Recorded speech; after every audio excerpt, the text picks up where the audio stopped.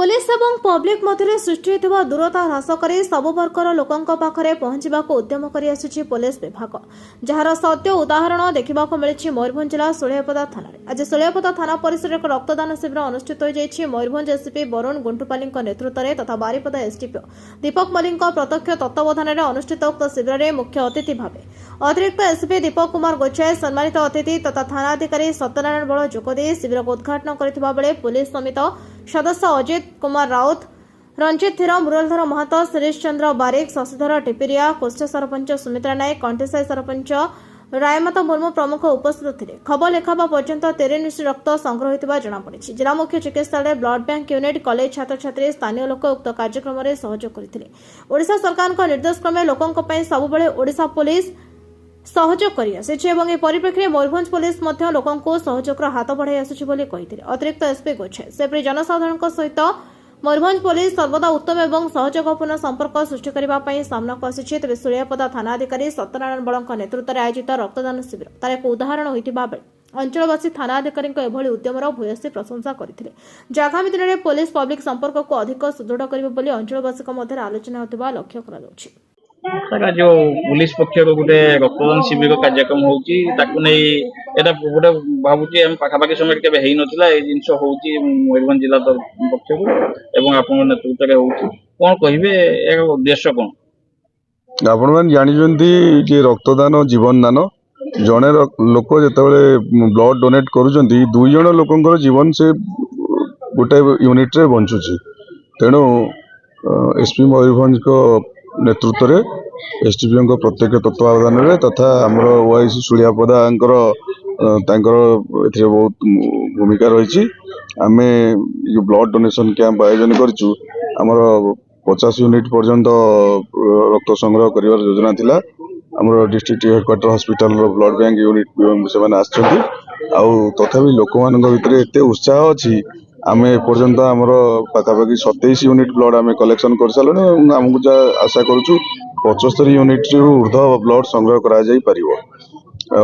आम गोटे सचेतनता वार्ता जनसाधारण मानक दबा चाहूँ। ओडिशा पुलिस सबुबले सबु समय जितेबले किसी कार्यक्रम सरकारी कार्यक्रम बा किसी भल कार्यक्रम करा जाए ओडिशा पुलिस सबुबले लीड करे एवं सही क्रम मयूरभंज पुलिस समान भूमिका निर्वाह करुच्ची। आमर सुलियापदा ओआईसी जो सुंदर आयोजन करिसेंती आम बहुत से धन्यवाद पात्र। आमर जिले में अन्य थाना मानक किसी कार्यक्रम आयोजन कराइला गत मासरे ठाकुरमुंडा करथिले करंजिया भी करथिले। आम आशा करूँ पूरा मयूरभंज जिले में ये कार्यक्रम जारी रहिबो एवं आमर जो सदर सब डिविजन अच्छी सदर सब डिविजन अन्य थाना मानक खूब शीघ्र पर्यायक्रमे आमर ब्लड डोनेशन कैंप आयोजन कर योजना रही। Doctor Soumyaranjan Nayak blood bank officer district headquarter hospital Baripada. गोटे पुलिस पक्ष गोटे सचेतनता कार्यक्रम कराई महत उद्देश्य नहीं रक्तदान भाया जिनस को हाथ को नहीं पुलिस नहीं पूर्व देखा मिलू ना पुलिस हाथ को यू जिन हाथ को नहीं ना मयूरभंज पुलिस बहुत आगू नापी चेष्टा करम्भ कर जो आदिवासी एवं बेंगल बड़ साइड कार्यक्रम हो नहीं आप कौन कहे केते उत्साहित होती कौन कार्यक्रम होती यूनिट रक्त संग्रहित बर्तमान सुधा है। निश्चित भाव पुलिस को तरफ जो आज उद्यम कराई वास्तव में स्वागत योग्य कहीं रक्तर कौन सब्स्टिट्यूट न थाए से आपड़ कौन फैक्ट्री रक्त तैयारी हुए तेणु कौन ह्यूमन डोनेशन नुहे एटा पॉसिबल। तो पुलिस भाई मैंने आमर जो आज देखते करेज देखते जो ब्लड डोनेशन कर वेलकम करुचु